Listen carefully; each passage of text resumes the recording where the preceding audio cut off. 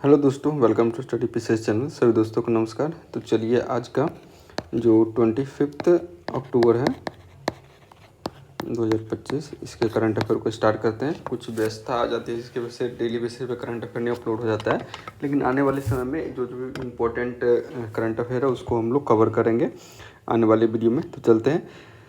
तो first question है, when was the India declare polio free country. तो polio free country जो India को कब डिक्लेयर किया गया था? ये ऑप्शन है 27 मार्च 2014 या 24 मार्च ये 2024 होगा, एंड 24 मार्च 2025 या 16 मार्च 2024। तो राइट आंसर इसका क्या हो जाए? तो राइट आंसर आपका हो जाएगा कि 27 मार्च 2014 जो है 27 मार्च 2014 को इंडिया को जो फर्स्ट पोलियो फ्री कंट्री कह दिया गया था। ठीक है, पोलियो फ्री कंट्री मतलब पोलियो क्या होता है?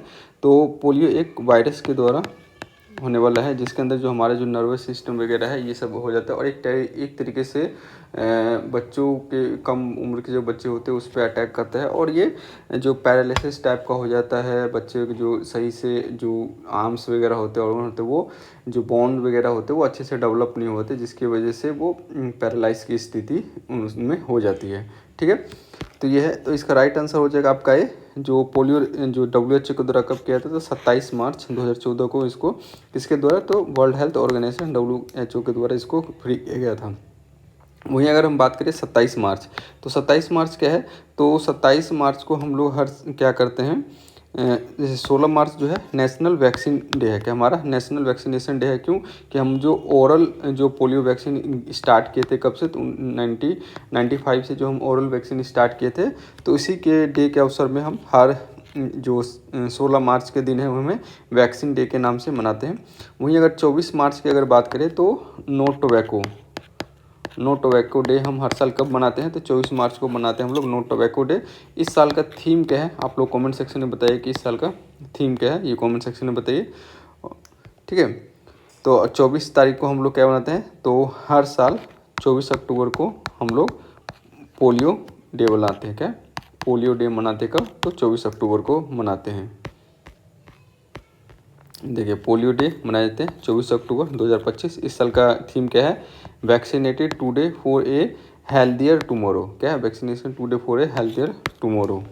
ठीक है, ये ज़िंदगी के 2 बूंद के जैसे अपने ऐड वगैरह देखा। अब बहुत सारे ऐड नहीं आते, पहले जब हम लोग थे बचपन में उस समय बहुत सारे ऐड आता था डेली बेसिस पर। जो हमारे आंगनवाड़ी वर्कर होते, दाई वगैरह, तो आशा वर्कर जो होते हैं, ये लोग सभी घर घर जाकर भी ये पोलियो के 2 बूंद ज़िंदगी के नाम से देते थे। तो इस चीज़ का ध्यान रखें। किसी का? तो पोलियो एक वायरस के द्वारा होने वाला रोग है, और 24 अक्टूबर को हर साल मनाया जाता है। और इंडिया 2000 जो आपका 2013 के अंदर 2014 के अंदर ये पोलियो फ्री कंट्री हो गया था। ठीक है,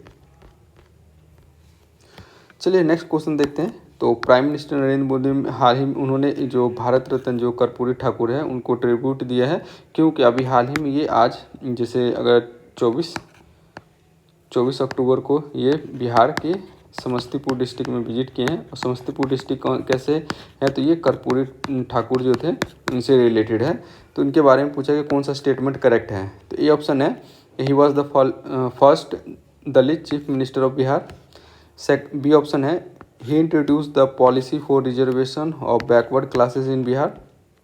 सी ऑप्शन है, he was the freedom fighter from Uttar Pradesh, या he serve as the governor of Bihar.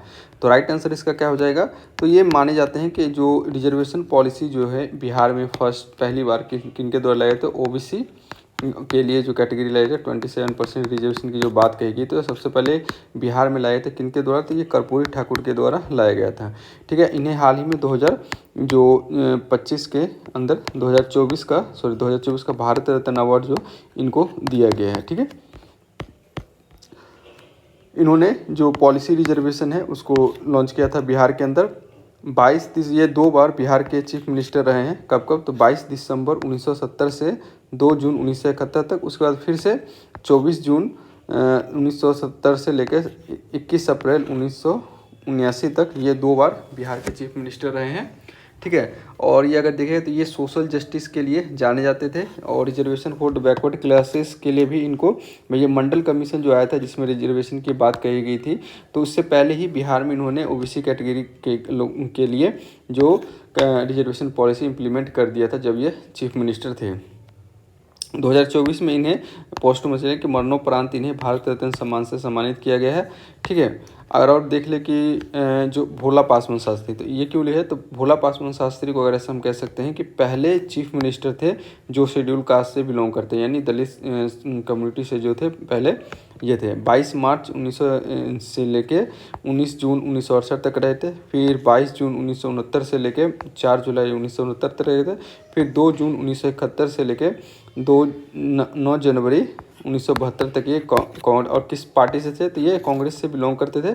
और एक जो भोला पासवान शास्त्री है 3 बार बिहार के मुख्यमंत्री बने थे। ठीक है। उस समय ऐसा दौर था उस समय का 1980 से लेकर 68 के बहुत सारे चीफ मिनिस्टर बिहार में रहे हैं। ठीक।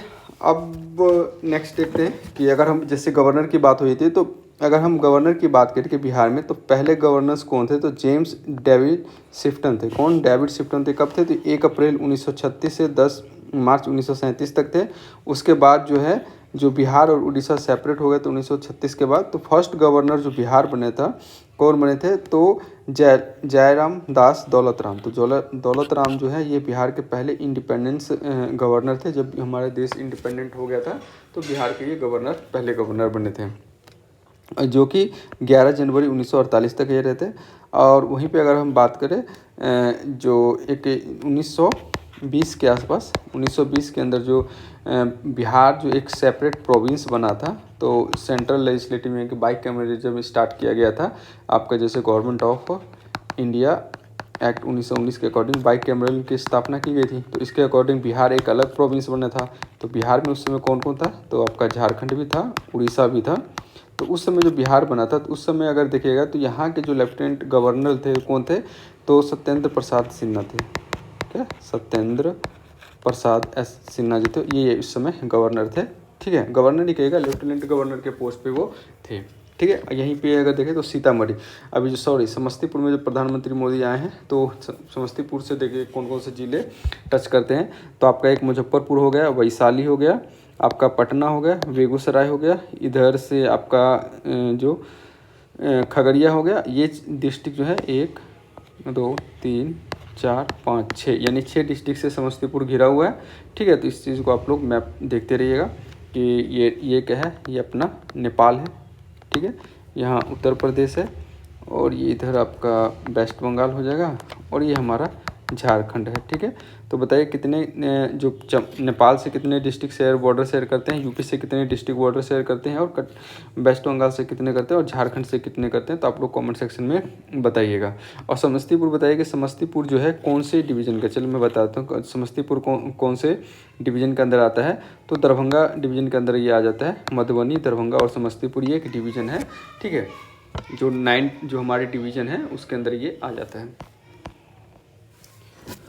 नेक्स्ट क्वेश्चन है, अभी हाल ही में जो अभी इसरो के जो चेयरमैन हैं, इसरो के चेयरमैन जो है, उन्होंने अनाउंस किया कि गगनयान मिशन के लिए जो प्रोटोटाइप लॉन्च किया है वो कमीशन होगा कब, दिसंबर में ये हम इसका लॉन्च कर लेंगे। तो ये किस इसमें जो ले जाए तो ह्यूमनॉइड रोबोट जो यूज़ किया जाएगा, तो वो कौन सा ह्यूमनॉइड रोबोट इसके अंदर यूज होगा। ए है सोफिया, बी है व्योममित्रा, सी है रोबोनॉट और ए है असोमो। तो क्या है, तो राइट आंसर इसका हो जाएगा व्योममित्रा जो हमारा है, जो गगनयान मिशन के लिए हम लोग तैयार कर रहे हैं, जिसमें हमारा क्या एम है कि हमें 3 एस्ट्रोनॉट जो है उसको हमें स्पेस में लेके जाना है और लगभग 3 दिन के लिए लेके जाएंगे स्पेस में, फिर उनको वापस लेके आना है। एक तो क्रू मिशन है, तो अनक्रूड मिशन अभी लॉन्च किया गया है जिसमें क्रू मेंबर नहीं है। तो फर्स्ट अनक्रूड गगन मिशन के लिए जो लोअर अर्थ ऑर्बिट होता है उसके लिए किया है। तो लोअर अर्थ ऑर्बिट में देखिए, जैसे मान लीजिए कि ये हमारा अर्थ है, ठीक है, ये हमारा अर्थ है। तो यहाँ से लेके ये ऑर्बिट बना हुआ है, तो यहाँ से 200, तो ये हमारा जो आ जाता है, ये हमारा जो एस्ट्रोनॉमिकल स्पेस आ जाता है। फिर यहाँ से जो है ये हमारा लोअर अर्थ ऑर्बिट है, फिर ये अपना मिडल ऑर्बिट है यानी कि 2000 किलोमीटर तक, और 2000 किलोमीटर से लेकर 36,000 किलोमीटर तक अगर देखिए तो ये हमारा जो हायर HEO हो जाता है, हायर अर्थ ऑर्बिट हो जाएगा। उसके बाद जो होता है आउटर स्पेस आ जाता है। तो ये जो हमारे लॉन्च किया गया किसके लिए, तो लो अर्थ ऑर्बिट के लिए ये लॉन्च किया गया है। तो लो अर्थ ऑर्बिट के लिए तो यानी कि ये 200 से लेके 2000 किलोमीटर के बीच में रहेगा। लेकिन मैक्सिमम अगर देखिएगा कि जो एक्चुअल लिमिट होता है वो लगभग 400 से 500 जो किलोमीटर का जो रेंज है अर्थ सरफेस से, उसी में ये जाएगा स्पेस में। और इंटरनेशनल स्पेस स्टेशन की अगर हम बात करें तो वो भी इसी रेंज में रहता है। तो राइट आंसर हो जाएगा हमारा व्योमित्रा। इसरो जो हम पहली फ्लाइट जो रोबोट गगनयान मिशन 1 के लिए लॉन्च किया गया है, तो ये उन्होंने क्या है कि इसरो के जो चेयरमैन हैं V नारायणन, उन्होंने कहा है कि हम दिसंबर तक इसका टेस्टिंग कर लेंगे। ठीक है, दिसंबर 2025 तक इसको टेस्टिंग किया जाएगा। और ह्यूमनॉइड रेटेड है। और किसके द्वारा जो लॉन्च व्हीकल जो होता है, लॉन्च व्हीकल होता है कोई भी जो हमारा रॉकेट होता है उसे छोड़ते किस जगह, तो LVM-3 जो है, जिसे हम पहले इसे बाहुबली के नाम से जानते थे, क्या है लॉन्च व्हीकल, क्या लॉन्च, इसे GSLV मार्क 3 भी कह सकते हैं, जिसे अब LVM-3 के नाम से जाना जाता है। चंद्रयान-3 भी जो देखिएगा तो इसी के थ्रू छोड़ा गया था।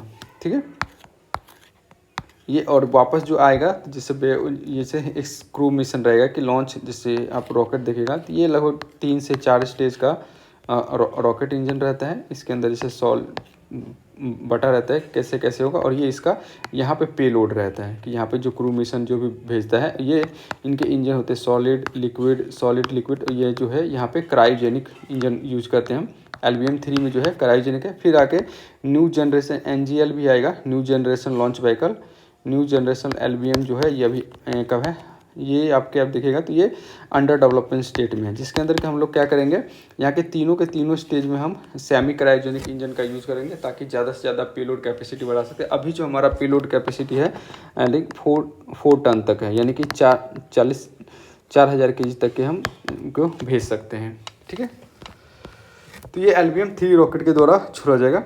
सोफिया अगर बात करें, सोफिया जो ये हांगकांग की बेस एक कंपनी है जिसके हैंसन रोबोटिक है, इसके द्वारा बनाया गया था। लेकिन अगर सोफिया की बात करें तो सोफिया को जो सिटीजनशिप दिया गया था 2017 के अंदर, किसके द्वारा, तो सऊदी अरेबिया के द्वारा दिया गया था। रोबोनॉट्स की अगर बात करें तो ये नासा के द्वारा डेवलप किया गया ह्यूमनॉइड रोबोट है। और एसिमो भी ह्यूमनॉइड रोबोट है जो कि नासा के द्वारा तैयार किया गया है। हुंडई कंपनी, ये इसमें जो है हुंडई कंपनी जो जापान की है उसके द्वारा ये तैयार किया गया। ठीक है, ये हमारे इसरो के चेयरमैन हैं। उसके बाद है when and where the emerging science technology and innovation centre ISTEC 2025 कहाँ पर हो रहा है और कब हो रहा है, तो ये 3 से 5 नवंबर जो है भारत मंडपम न्यू दिल्ली में आयोजित किया जा रहा है। इसके अंदर ये है कि जो हमारे जो साइंस एंड टेक्नोलॉजी से डेवलपमेंट रिलेटेड है उसके जो रिसर्च एनालिसिस है उन सब चीज़ों के बारे में डिस्कस करने के लिए और अवेयरनेस बढ़ाने के लिए ये चीज़ किया जा रहा है। ठीक है, तो कहाँ पर है, 3 से 5 नवंबर भारत मंडपम जो है नई दिल्ली में, वहाँ पे हो रहा है। नेक्स्ट देखते हैं 5वां क्वेश्चन, वेयर एंड व्हेन जो 14th India Bhutan meeting border management and security जो हो रहा है, तो कहाँ पर हो रहा है, तो ये जो भूटान की राजधानी है थिम्पू, वहाँ पे 16 से 17 अक्टूबर के बीच में ये हुआ था। ठीक है, कहाँ पर हुआ था, 16 से 17 अक्टूबर के बीच में, थिम्पू नहीं, सॉरी 16 से अक्टूबर नहीं, ये राइट आंसर आपका डी हो जाएगा। 20 से 21, इसमें मिस्टेक है कुछ। ठीक है, इस क्वेश्चन को थोड़ा सा देख लीजिएगा। आई थिंक ये 20 से 21 नवंबर के बीच में जो होगा बॉर्डर समिट, ये अभी हाल ही में border summit where India where by Bhutan summit, इस क्वेश्चन को एक बार देख लीजिएगा। देखेंगे नेक्स्ट वीडियो में आपको बता देंगे कहाँ पे इसकी हेल्डिंग हुई थी। ठीक है, ये रहा हमारा भूटान। ठीक है, जहाँ पे इंडिया के साथ भी शेयर बॉर्डर करता है। इधर बांग्लादेश के साथ शेयर नहीं होता क्योंकि यहाँ जो हमारा नॉर्थ असम वाला जो रीजन है यहाँ पे आ जाता है, ये इंडिया है। इधर अगर देखिएगा तो यहाँ पे आपका सिक्किम आ जाता है, तो ये इसका बॉर्डर है, ध्यान रखिएगा। अभी जो है प्रेसिडेंट द्रौपदी मुर्मू ने जो एक प्लैटिनम जुबली सेलिब्रेशन किया है, कौन से इंस्टीट्यूट का, तो राइट आंसर इसका हो जाएगा सेंट थॉमस कॉलेज जो पाला है केरला, तो वहाँ पे ये किया है। इसके अभी हाल में 75 ईयर कंप्लीट हो गए हैं, तो इसी को सेलिब्रेट करने के लिए यहाँ पे द्रौपदी मुर्मू जी गए थे। ठीक है, और यहीं पे इन्होंने बहुत सारे और भी इवेंट को लॉन्च किए थे, और इन्होंने कहा था कि यहीं पे कि जो केरला जो है एजुकेशनल और इंस्टीट्यूशन में और इन सारी चीज़ों में इतने अच्छे डेवलपमेंट हो रहे हैं, जिसकी वजह से केरला जो है आज एक लीडिंग है लिटरेसी के अंदर, एजुकेशन के अंदर। तो इन्होंने यहाँ पे ये बात कही थी। ठीक है, केरला के हम कुछ इंपॉर्टेंट नेशनल पार्क वगैरह के बारे में जानते थे, जैसे अगर देखें तो साइलेंट वैली नेशनल पार्क यहीं पे है, इरावकुलम नेशनल पार्क यहीं पे है, अनाईमुडी नेशनल पार्क भी यहीं है, और पद्मावंदु सोला नेशनल पार्क भी यहीं है, मेटका केटन सोला नेशनल पार्क ये भी यहीं है, पेरियार नेशनल टाइगर रिजर्व की बात करें यहीं पे। यहाँ पे बहुत इंपॉर्टेंट लेक भी, जैसे वेमनाथ लेक हो गया, सस्तातलम कोटम लेक हो गया, अष्टमुडी लेक हो गया, ये सारे यहीं पर। बाकी इतने सारे जो मैं कहिएगा एक बायोडाइवर्सिटी के पॉइंट ऑफ व्यू से बहुत रिच स्टेट है हमारा केरला। ठीक है, नेक्स्ट क्वेश्चन है, who will represent the prime minister Narendra Modi at the 20th East Asia summit in Kuala Lumpur in 27 October 2025। तो अभी जो नरेंद्र मोदी जो 20 ईस्ट एशिया समिट हुए हैं, तो वहाँ पर नरेंद्र मोदी की जगह कौन नरेंद्र मोदी को रिप्रेजेंट कर रहे हैं? तो ये राइट आंसर क्या हो जाएगा आपका? जो एक्सटर्नल अफेयर मिनिस्टर हमारा जयशंकर जी हैं, वो यहाँ पे जो 20th ईस्ट एशिया समिट हो रहा है वहाँ पे ये गए हैं। जहाँ कहाँ पर? तो मलेशिया की राजधानी कुलालमपुर है, वहाँ पर ये हो रहा है। और साथ साथ में अभी जो 22nd इंडिया एशिया समिट, जो इंडियन आसियान समिट भी हो रहा है। क्या देखिए, आसियान समिट के कितने हैं? 20th ईस्ट एशिया समिट है, बट इंडिया और आसियान समिट कौन सा है? तो 22nd नंबर का है। ठीक है, ये भी एडिशन हो रहा है कब? मलेशिया के अंदर जो है कुलालमपुर जो है यहाँ पर है। आगे देखते हैं, जो यहाँ पर 22nd जो आसियान इंडिया समिट है, ये 26 तारीख को जो होने वाला है, वहाँ पे प्राइम मिनिस्टर नरेंद्र मोदी जो पार्टिसिपेट किया है। और ये वहाँ के जो प्राइम मिनिस्टर है मलेशिया के अनवर इब्राहिम, इनके कहने पे ये वीडियो कॉन्फ्रेंस के थ्रू ये गए। बट वहाँ पे गए कौन है? तो रिप्रेजेंट करने के लिए तो हमारे जो एस जयशंकर जी हैं वो गए हैं। आसियान की अगर बात करें तो ये बैंकॉक डिक्लेरेशन जो हुआ था 1967 के अंदर, उसके द्वारा बनाया गया है। आसियान के अंदर टोटल 10 कंट्री है, बस स्टार्टिंग में जो बना था तो 5 जो कंट्री थी, जैसे इंडोनेशिया, मलेशिया, फिलीपींस, सिंगापुर और थाईलैंड, ये 5 कंट्री मिलकर बैंकॉक डिक्लेरेशन के द्वारा ये आसियान का association of south east Asian nation का एक ग्रुप बनाया था, ताकि ट्रेड वगैरह, कल्चर, प्रोस्पेरिटी, इन सारी चीज़ों को प्रमोट किया जा सके। तो देखिए ये हमारा आसियान कंट्री, इन सबको अच्छे से याद रख लिएगा। लाओस है, वियतनाम है, कंबोडिया है, मलेशिया है, थाईलैंड है, म्यांमार है, फिलीपींस है, ब्रुनई है, इंडोनेशिया है और सिंगापुर। तो ये इंपॉर्टेंट है, और मैप के लिए यहाँ से क्वेश्चन हर साल एक क्वेश्चन पूछा जाता है, कोई भी एग्जाम हो, तो इस चीज़ को थोड़ा सा कंसिडर करके चलिएगा। चलिए अगला है जो जो 10 ब्यूरो ऑफ डेस्टिनेशन हुआ है, किसके लिए? तो Indian delegation representing the country at COP10 bureau. तो ये किस चीज़ के लिए? तो यहाँ पे जो रिप्रेजेंट किया है, तो हमारे 2 लोग यहाँ पर पार्टिसिपेट किए हैं, सेक्रेटरी ऑफ स्पोर्ट्स जो Hari Ranjan Roy and director general of NADA Anant Kumar. तो डायरेक्टर जनरल ऑफ नाडा कौन है? अनंत कुमार। तो इन लोगों ने यहाँ पे पार्टिसिपेट कर रहे हैं। ठीक है, ये लोग यहाँ पे पार्टिसिपेट कर रहे हैं।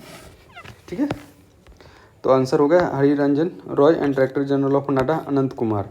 तो COP10 जो ब्यूरो हुआ है, जो वर्ल्ड एंटी डोपिंग एजेंसी है, इसके द्वारा ऑर्गेनाइज किया गया था। तो यहाँ पे इंडिया जो है हाल में री-इलेक्ट किया गया है COP10 जो ब्यूरो कॉन्फ्रेंस होता है उसके लिए, तो इसीलिए ये न्यूज़ में था। ठीक है, अब देखते हैं कि वर्ल्ड एंटी डोपिंग जो एजेंसी है, तो इसकी अगर बात करें तो कब बना था? तो ये 1999 अंदर बना गया था। और ये इसका जो अगर हेडक्वार्टर की बात करें तो मॉन्ट्रियल जो कनाडा है वहाँ पे इसका हेडक्वार्टर है।